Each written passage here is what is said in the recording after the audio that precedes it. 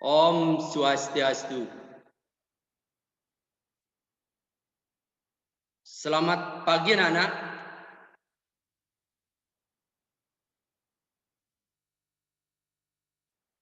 Semoga kebahagiaan selalu datang dari segala penjuru.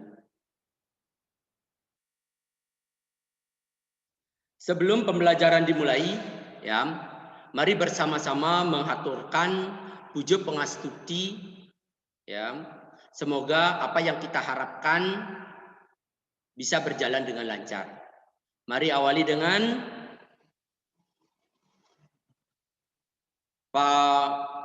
panganjali dan doa. Om Swastiastu, Om Awiginam Astu Nama Sidam.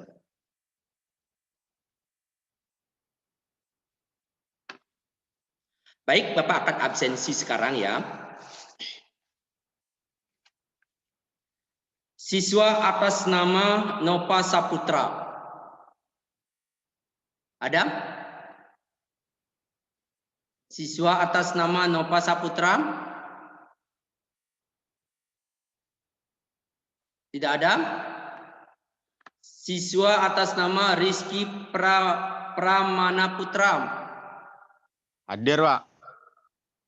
Siswa atas nama Rudiana Yasam? Hadir, Pak.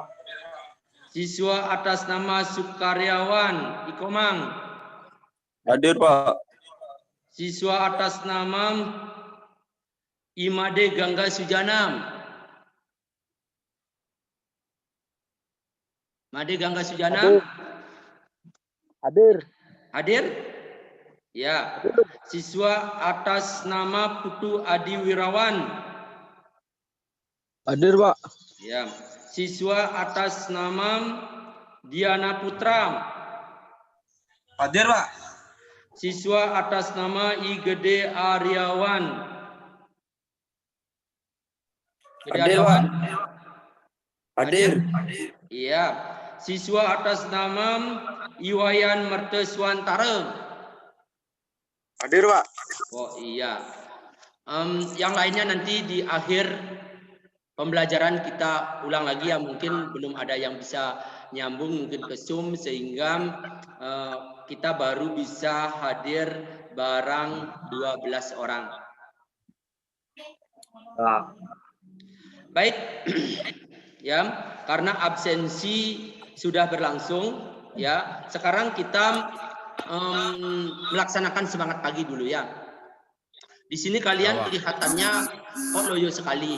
Bapak akan memberikan semangat pagi dulu. Apabila Bapak bilang semangat pagi, kalian jawab pagi, pagi, pagi. Yes. Bisa dimengerti? Bisa dimengerti? Hidupin mic-nya, Bapak akan bilang semangat pagi, pagi, pagi, pagi. Yes. Bisa dimengerti?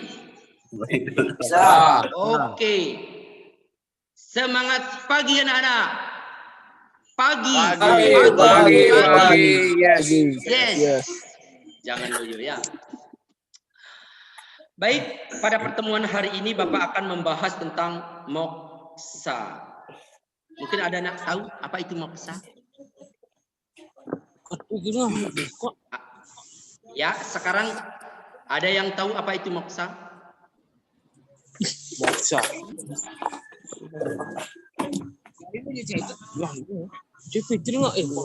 Ya, moksa adalah suatu kelepasan ataupun kebahagiaan. Ya, jujur saja, pada hari ini Bapak sangat-sangat bahagia. Kenapa? Karena tujuan hidup dalam ajaran agama Hindu itu tiada lain adalah untuk mencapai suatu kebahagiaan atau disebut dengan moksa. Tidak lepas pada kata moksartam jagatita ya jahidharma. Begitu juga dalam kata-kata bijak di sana disebutkan moksanam sariram sadarman. bahwa tubuh ini dipergunakan sebagai alat untuk mencapai moksa. Maka dari itu bukan cuma Bapak saja, anak-anak di rumah. Kendatipun dalam pandemi COVID-19 tetap kita bahagia bisa belajar dengan baik. Melalui apa? Melalui Zoom meeting ini. Ya, kalau kalian mau melaksanakan dengan serius, pasti bisa kok berjalan dengan lancar. Itu yang. Sudah? Sudah? Untuk lebih jelasnya, ya, berbicara tentang pembahasan moksa pada pertemuan hari ini, ya, Bapak akan tayangkan slide show untuk kalian. Untuk lebih jelas, kalian tunggu tayangan berikut ini.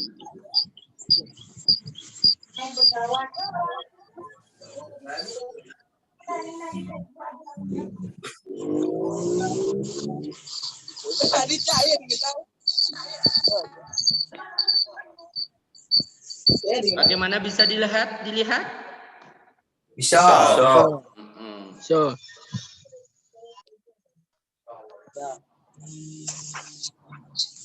Bisa, Pak. Bisa, Pak.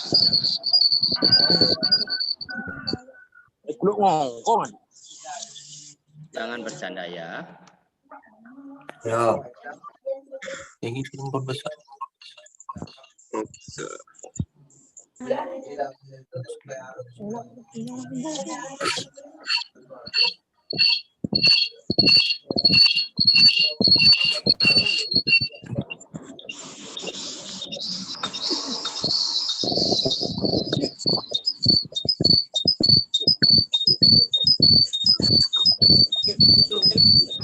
Sabar dulu ya, sabar ya. Kok dia tidak mau besar ini, sebentar dulu.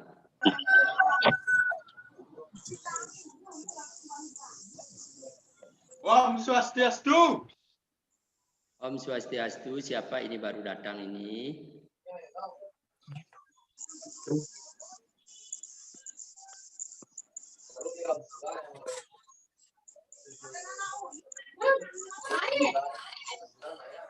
Sudah bisa dilihat? Moksa, tujuan. Yang pertama, bagaimana siswa mengetahui upaya-upaya dalam mengatasi hambatan dan tantangan untuk mencapai moksa menurut zamannya. Ada nih, timbalnya di sini lah. Mic-nya tolong ditutup dulu, siapa itu? Mic-nya. Ini mic-nya tolong di-mute dulu. Apa kan? Rizky. Ya, apa? Jawa. Yang kedua, mengetahui contoh-contoh orang yang dipandang mampu mencapai moksa.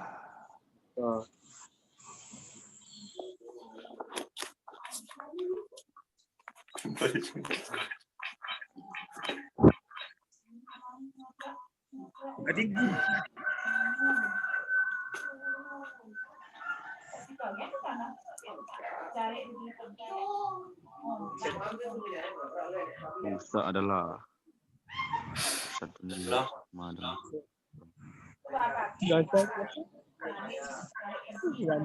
Moksa adalah bersatunya Atman dengan Brahman. Tercapainya keadaan Satchit Ananda. Ya, terwujudnya kebahagiaan abadi, suka tanpa wali buka. Di sini maksudnya itu adalah bagaimana jika seseorang mampu mencapai moksa, bahwa dia itu mampu menyatukan Atman dengan Brahman. Anak-anak tahu apa itu Atman?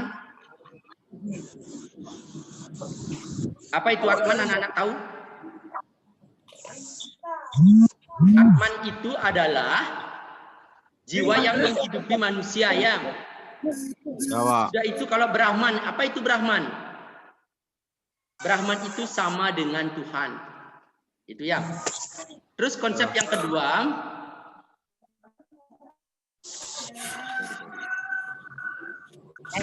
moksa adalah mukti. atau kelepasan yang menjadi tujuan tertinggi bagi umat Hindu. Ya, di sini kalau kita berbicara tentang mukti, berarti kebahagiaan yang kita dapatkan pada saat kita masih hidup. Itu konsep atau pengertian daripada moksa. Terus itu selanjutnya pengertian moksa yang ketiga merupakan serada yang utama setelah Brahman. Masih ingat kalian Pancaserada? Pancaserada adalah 5 macam kepercayaan atau keyakinan ya. Percaya dengan adanya Brahman atau Tuhan, percaya dengan adanya Atman, percaya dengan adanya Punarbawa, percaya dengan hukum karma pala, dan yang terakhir percaya dengan adanya moksa. Itu konsep pengertian moksa yang ketiga. Terus yang terakhir, umat Hindu yakin moksa bukan saja hanya dapat dicapai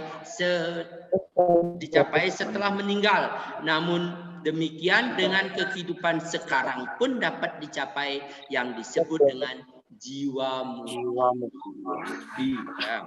Di sini tidak terlepas pada kata moksartam jagatita yaca iti dana. Yang di sini ada jagatita. Jagatita adalah kebahagiaan yang kita dapatkan pada saat kita masih hidup. Bisa dipahami? Ya. Baik, selanjutnya adapun tanda-tanda atau ciri-ciri orang yang telah mencapai moksa. Seperti di gambar sudah kalian lihat. Ya, ini ciri-ciri orang yang sudah bisa mencapai moksa atau kebahagiaan. Ya. Yang pertama, selalu dalam keadaan tenang secara lahir dan batin. Dia itu bisa melaksanakan ketenangan secara lahir dan batin sehingga dia mampu melaksanakan kegiatan yang disebut dengan yoga. Ya enggak? Ya enggak? Iya. Terus selanjutnya tidak terpengaruh dalam suasana suka maupun duka. Biasanya ciri-ciri orang yang sudah mencapai moksa, dia tidak akan banyak terpengaruhi oleh suka ataupun duka. Biasa-biasa saja hidupnya. Di saat lega tanpa selega pesan ya gitu. Di saat sebat ya tanpa sebat saja gitu. Itu ciri-ciri orang yang sudah bisa mencapai moksa. Coba mic-nya dimatikan dulu yang lain. Selanjutnya tidak terikat dengan keduniawian. Apa itu keduniawian? Keduniawian adalah unsur-unsur material, tidak terikat dia. Ya. Tidak harus dia punya sepeda motor, tidak harus dia punya HP yang mahal, tidak harus dia punya mobil dan sebagainya. Ya, dia tidak terpengaruh pada hal-hal kemewahan. Itulah yang disebut dengan keduniawian. Terus yang terakhir, tidak mementingkan diri sendiri, selalu mementingkan orang lain. Dia lebih mengutamakan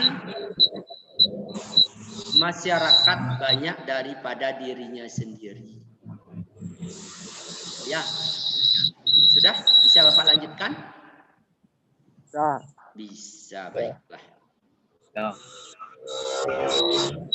Adapun tingkatan moksa berdasarkan atas karma atau perbuatan. Ya, di sini pada gambar sudah kalian lihat ya, bagaimana gambar sebelah itu adalah gambar yang datangnya dari surga Syuta, dan gambar sebelahnya itu adalah gambar yang datangnya dari neraka Syuta. Sehingga terlihat sekali ya. Terus tingkatan moksa berdasarkan atas karma atau perbuatan itu yang pertama ada moksa ya. Moksa itu adalah kebebasan atau kelepasan yang didapat pada masa di mana masih meninggalkan badan kasar atau jasad. Di sini artinya kebahagiaan yang didapat oleh seseorang pada saat dia itu mati, ya. Mati itu adalah suatu kebebasan atau kelepasan, ya, atau kebahagiaan, juga bisa disebut dengan moksa, ya. Itu. Dia itu meninggal atau mati, tetapi badan kasarnya itu masih ada atau jasadnya itu masih ada. Itu yang disebut dengan moksa. Berdasarkan atas karma ataupun perbuatannya. Yang kedua ada yang disebut dengan adimoksa. Adimoksa adalah kebebasan atau kelepasan yang didapat oleh seseorang di mana masih meninggalkan abu ataupun tulang. Hanya abu atau tulang yang bisa ditinggalkan. Itu ya. Terus yang terakhir adalah paramamoksa. Paramamoksa adalah kebebasan atau kelepasan yang didapat oleh seseorang di mana tidak meninggalkan badan kasar atau jasad. Hilang saja. Bisa dipahami. Bisa kalian membedakan antara moksa, adimoksa, dan paramamoksa? Apa itu? Bisa? Bisa ya? Boleh Bapak lanjutkan? Boleh, Pak. Oh iya. Boleh.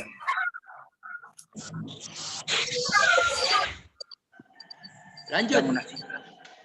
Upaya-upaya yang patut dilakukan dalam mengatasi hambatan dan tantangan untuk mencapai moksa pada era sekarang ini adalah, ya, 1. Melaksanakan meditasi, seperti apa yang kalian lihat bahwa di sini gambar orang yang sedang melaksanakan meditasi. Yang kedua itu mendalami ilmu pengetahuan. Ya, di sini dapat kalian ketahui, ya, mendalami ilmu pengetahuan bukan cuma kalian baca saja, ya, namun perlu kalian terapkan atau laksanakan. Karena di dalam ajaran agama Hindu itu ada yang disebut dengan trikerangka dasar agama Hindu, ada takwanya, ada etikanya, dan ada upacaranya. Ya, dari takwa kalian harus meyakini ada pancasrada. Itu. Ya. Sudah itu dari etika atau susila, kalian harus melaksanakan yang disebut dengan Trikaya Parisuddha. Masih ingat kalian apa itu Trikaya Parisuddha? Hah? Apa itu Trikaya Parisuddha?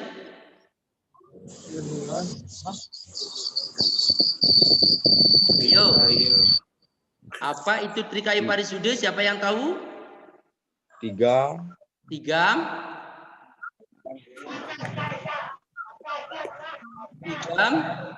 Perbuatan yang harus kita sucikan. Lakukan. Ya. Di antaranya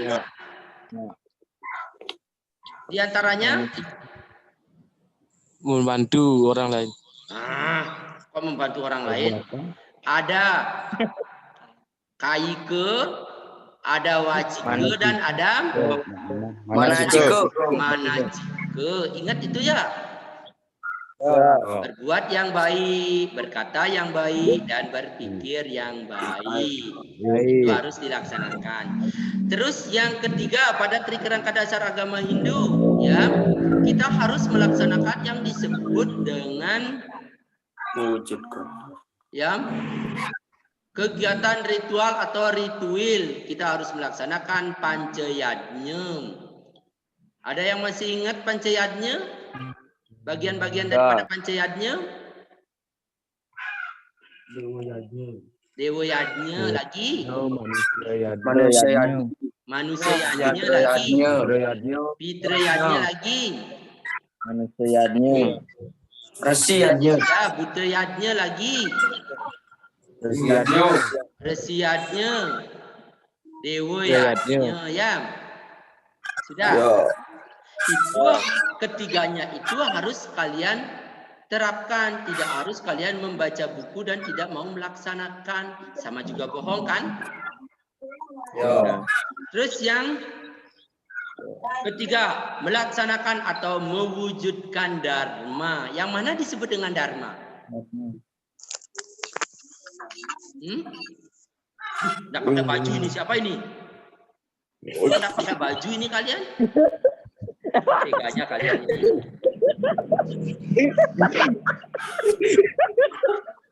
Halo, halo, halo. Halo. Udah bercanda. Jangan dulu bercanda, Bapak masih serius ini. Nanti bercanda ada waktunya ya.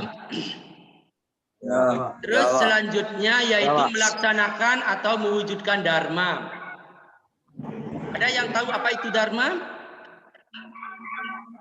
Dharma.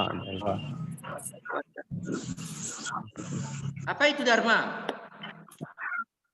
Perbuatan baik. Perbuatan baik, perbuatan mulia, kebajikan, itulah dharma ya. Terus selanjutnya mendekatkan diri kepada Sang Hyang Widiwasa. Itu.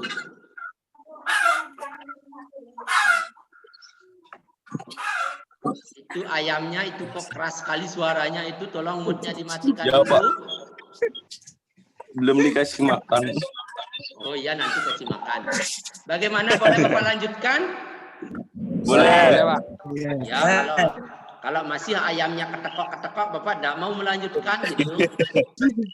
Ya, udah diusir, Pak. Oh iya, moodnya aja matikan, mati dari gini dan dia tidak usah diusir.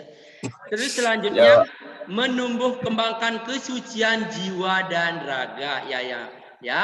Di sini harus bagaimana kalian bisa mencapai suatu kesehatan, kesejahteraan baik itu secara jasmani maupun rohani. Dan yang terakhir adalah mempedomani dan melaksanakan catur marga. Ada yang tahu bagian-bagian daripada catur marga? Bapak. Ya, bagian-bagian daripada catur marga.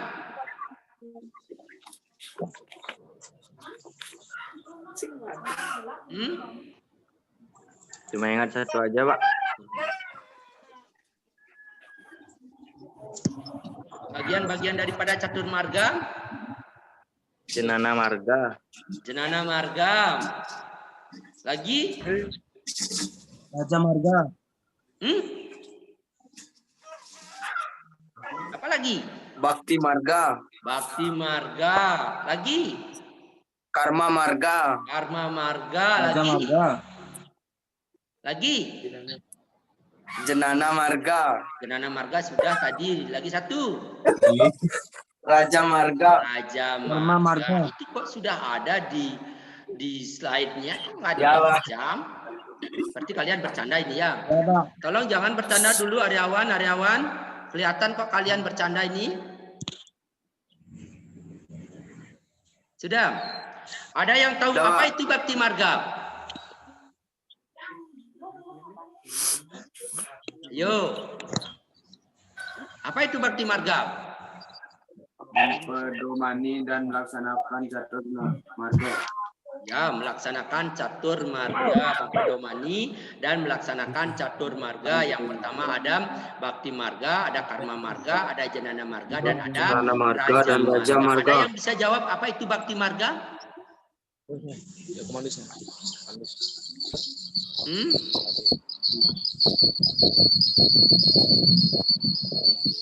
Catur marga adalah 4 jalan atau cara untuk mencapai suatu kebahagiaan atau disebut dengan moksa ya.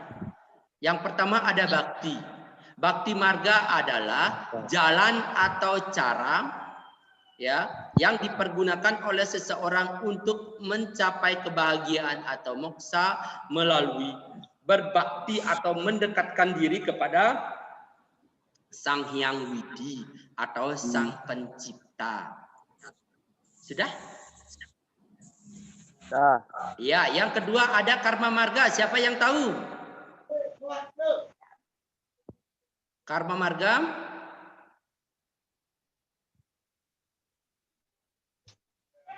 Angga, mungkin Angga?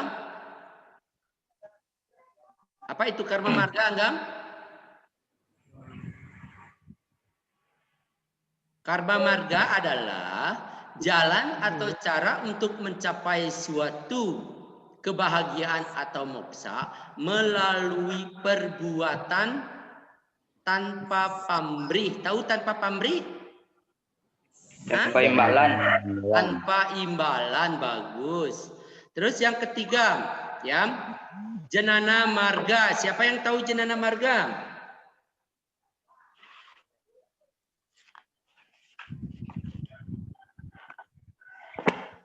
Ya, jenana marga. Jalan atau cara mencapai suatu kebahagiaan melalui mempelajari ilmu pengetahuan. Sudah?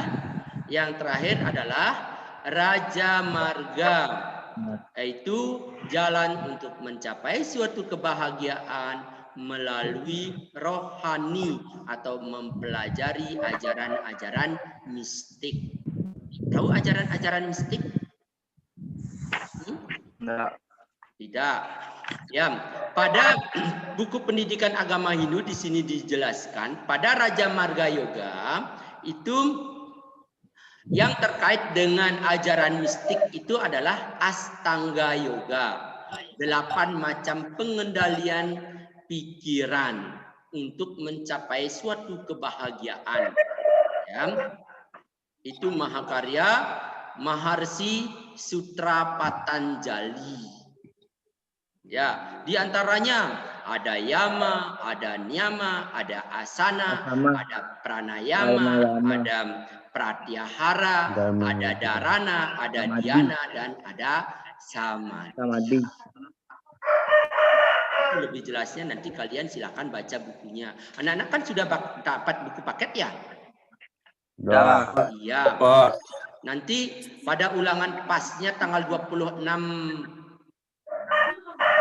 November kalian ulangan, baca bukunya, nanti semuanya ulangannya itu ada pada buku itu ya. Ya. Itu tanggal 26. Sudah? Sudah. Bisa Bapak lanjutkan? Bisa. Nah, kalau bisa Bapak akan lanjutkan. Berikut ini adalah beberapa contoh ilustrasi orang-orang yang dapat dipandang sudah mencapai moksa.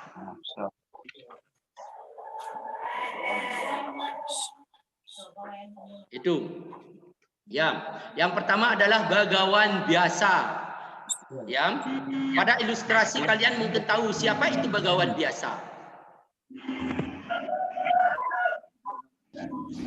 Siapa itu bagawan biasa? Begawan biasa ya adalah beliau Mahakarya, yaitu cerita Mahabharata. Ya, dengan ayahnya bernama siapa? Ayo cerita Mahabharata, ayahnya Begawan biasa itu siapa namanya? Begawan Parasara, ya enggak? Ibunya siapa namanya?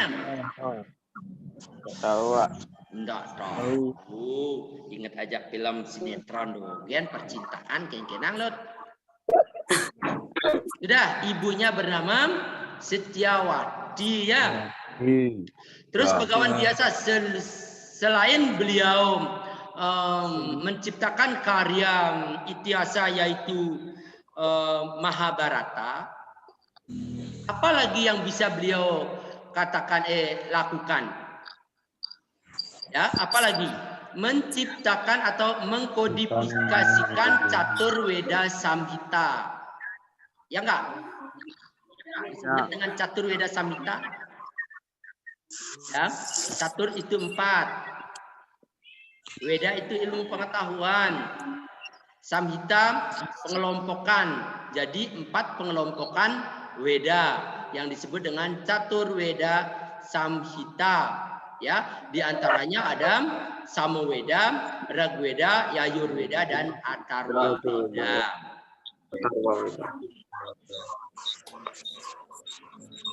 Samaweda membahas tentang apa? Siapa yang tahu? Samaweda membahas tentang nyanyian suci, ya, yang dipertanggungjawabkan atau dibuat oleh Bhagawan Jaimuni. Sudah. Ragweda membahas tentang apa? Tentang pujaan suci. Pujaan suci. Oleh siapa? Bhagawan Bulaha. Ya. Selanjutnya, ya, Yajurweda bahas tentang apa?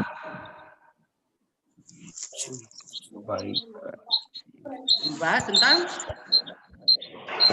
upacara-upacara kurban atau ritual, yaitu Bhagawan Waisampayana. Dan yang terakhir adalah Atharwaveda membahas tentang ilmu magic, ya, atau rohani. Ya, ini dipertanggungjawabkan oleh Bhagawan Sumanto. Bukan Sumanto, ya. Ini kadek Nopa nih, mari nengok kadek Nopa. Halo dan Nopa. Mari nengok ya. Baru bangun nengok, Pak. Oh iya. Baik. Tadi ya, Pak. Terus dari pembahasan tadi, ada yang perlu kalian tanyakan terkait dengan Begawan biasa. Boleh Bapak lanjutkan ya? Boleh. Lanjutkan. Bapak akan lanjutkan. Yang kedua adalah Danghyang Dwijendra atau yang disebut dengan Danghyang Nirarta atau disebut dengan Padanda Sakti Bahu Rauh. Pernah dengar itu? Nah, atau disebut dengan Pangeran Sangopati. Ya. Sudah? Sudah. Perjalanan daripada Danghyang Nirarta ya atau Dwijendra ini ya Bapak ceritakan sedikit. Dia berawal dari desa Daha ya di Jawa ini ya. Di Jawa. Sudah itu dia mempunyai istri. Bapak ulangi. Danghyang Dwijendra ini atau Nirarta, ayahnya bernama Danghyang Asmaranata. Ya. Berawal dia dari desa Daha, ya, dia mempersunting istri yang bernama Ide Istri Mas. Ya, sudah itu beliau punya 2 anak yaitu Ide Ayu Wambawa dan Ide Kulwan. Sudah? Perjalanan berikutnya yaitu sampai pada Pasuruan. Ya, pada Pasuruan dia memiliki istri lagi yang bernama Dyah Sanggawati. Ya, dia punya anak atau beliau punya keturunan lagi 2 yaitu Ide Wayahan Manuabe. Yang makin ada ini Pedanda Manuabe ada ini. Sudah itu yang kedua ada Ide Wiyatan.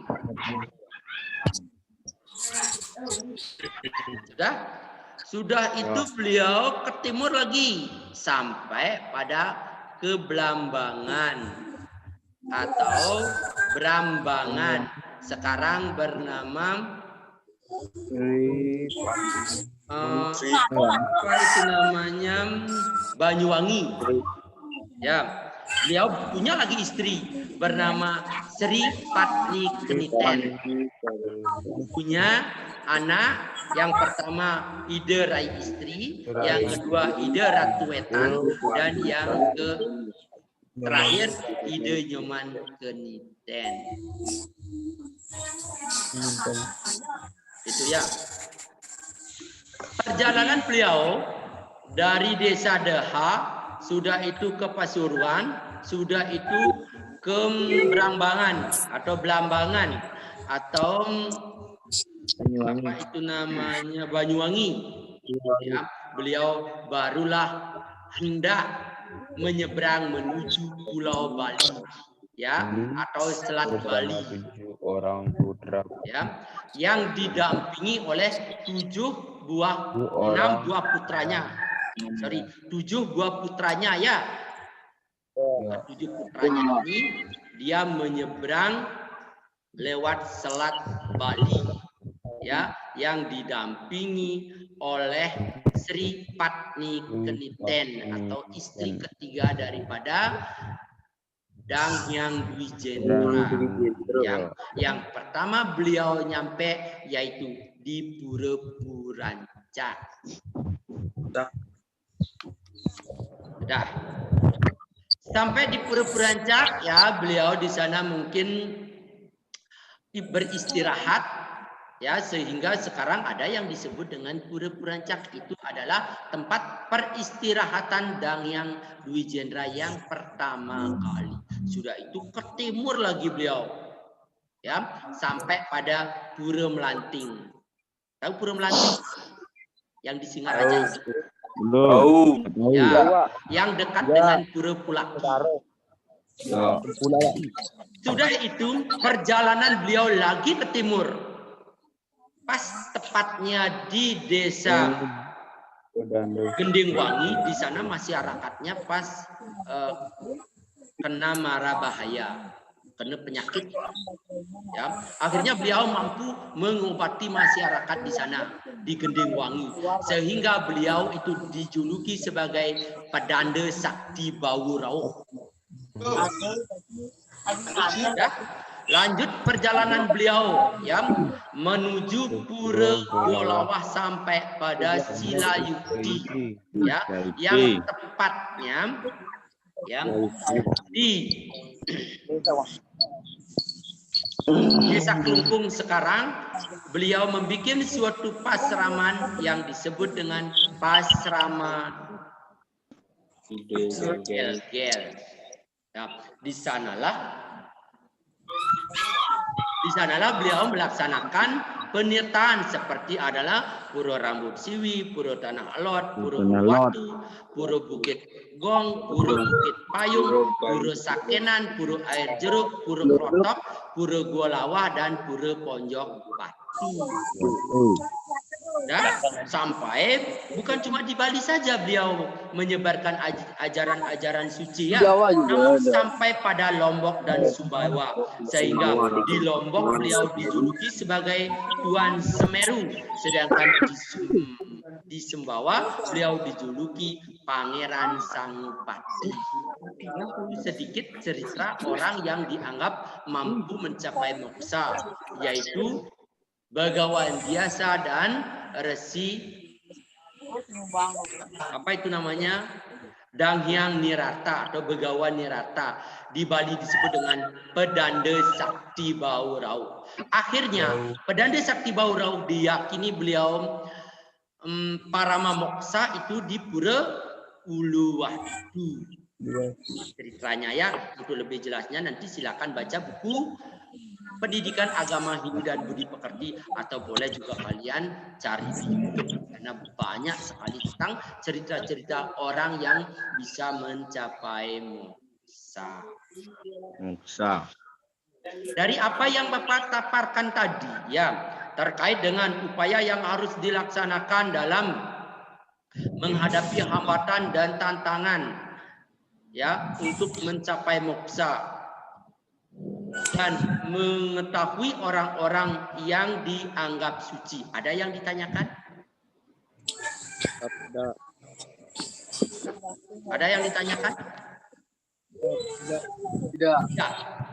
Tidak ya.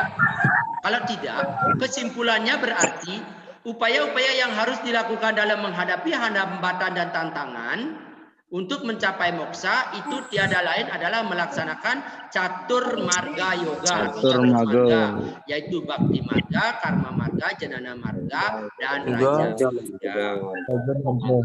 Siapa-siapa saja yang dianggap mampu mencapai suatu kebahagiaan atau moksa itu tiada lain kegawahan biasa dan dang yang duwidesra. Ya, itu kesimpulan daripada pembahasan pada hari ini. Ya? Terus ada yang ditanyakan untuk anak-anak? Silakan bertanya. Ya, kalau tidak ada, Bapak ingatkan lagi. Nanti setelah kita selesai melaksanakan pembelajaran ini, coba kalian lihat di Google Classroom. Di sana Bapak akan kasih tugas, silakan jawab. Sudah itu hasilnya silakan kalian foto dan kirim di sana di Google Classroom. Ya Bapak tunggu sampai jam 6 sore nanti. Ya Pak. Bisa dipahami? Ya Pak. Ya. Sudah itu ingat juga yang 4 orang itu Bapak minta fotonya ya. Ya. Kalau memang tidak ada yang bertanya, ya Bapak akan akhiri sampai di sini.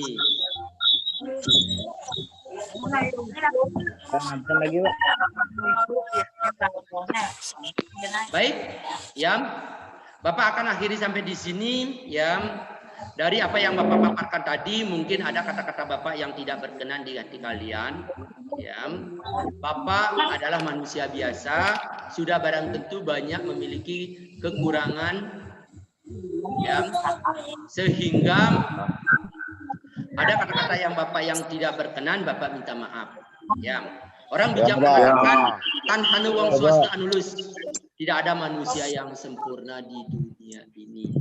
Ya, akhir kata Bapak akan akhiri dengan ngaturang Paramesanti. Mari akhiri bersama-sama dengan ngaturang Paramesanti. Om Santi, Santi, Santi. Om.